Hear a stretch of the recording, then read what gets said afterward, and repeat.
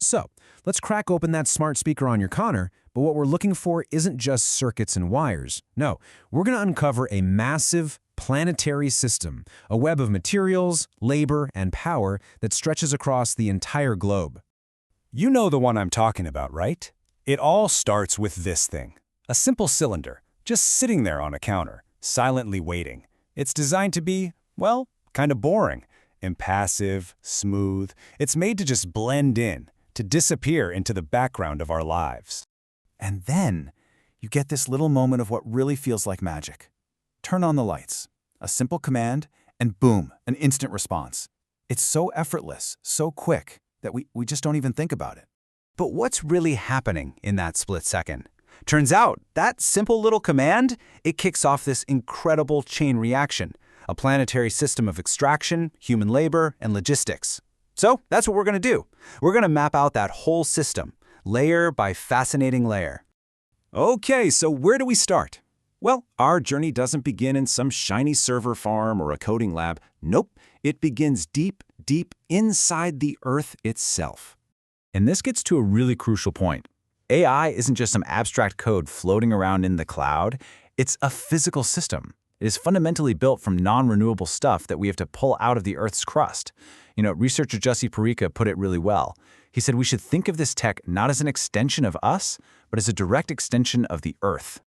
Okay, let's take lithium, for example, the so-called gray gold that powers all our batteries. A truly mind-boggling 50 to 70% of the world's entire known reserves, they're found in just one place, Bolivia's Salar de Uyuni salt flats. Just think about that. That means your phone, your laptop, your smart speaker, they all probably depend on this one very specific piece of the planet. And the cost of getting this stuff out of the ground? It's immense. For every single ton of rare earth elements that get refined, the minerals that make our screens pop and our speakers work, a truly nasty byproduct is created. We're talking 75,000 liters of acidic wastewater. And it's not just the toxic water. The process also creates 1 ton of radioactive waste residue.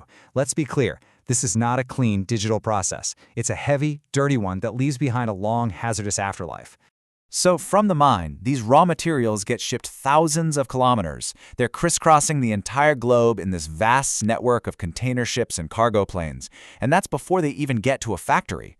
Just remember, every single command you give your device relies on this constant energy-guzzling global movement. But, the material cost, that's really only one part of the story.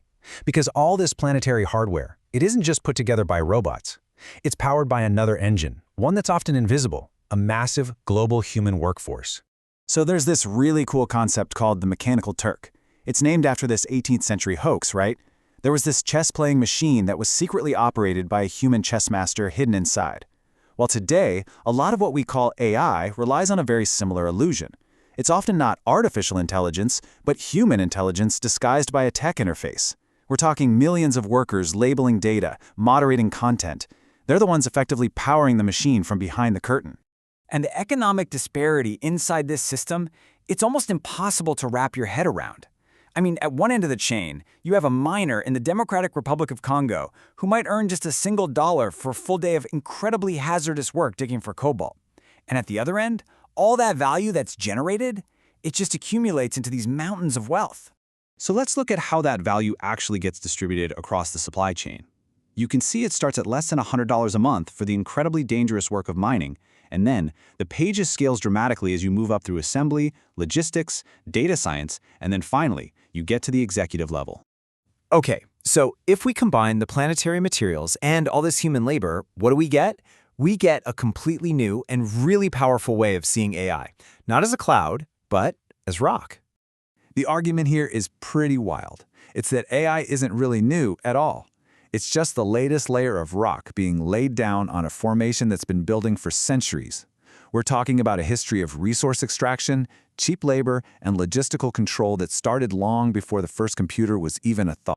Yeah, this quote from researcher Kate Crawford just nails it. We talk about the cloud like it's something weightless and up in the sky, but it has immense physical weight. It's held up by mines and factories and data centers. It is, when you get right down to it, geology.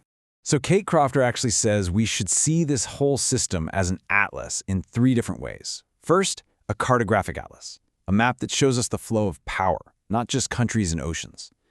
Second, it's a mythological atlas, like the Greek Titan, representing the huge, invisible burden of labor and resources that's holding up our supposedly weightless digital world. And finally, it's a geological atlas, one that shows us AI itself as these compressed layers of history, decisions, and power. So what's the takeaway? Well, maybe the next time you casually ask your speaker for the weather, you could ask a different question. Look at that smooth, simple little cylinder and ask yourself, what events, what pressures, and what hidden history can I now see compressed into its design?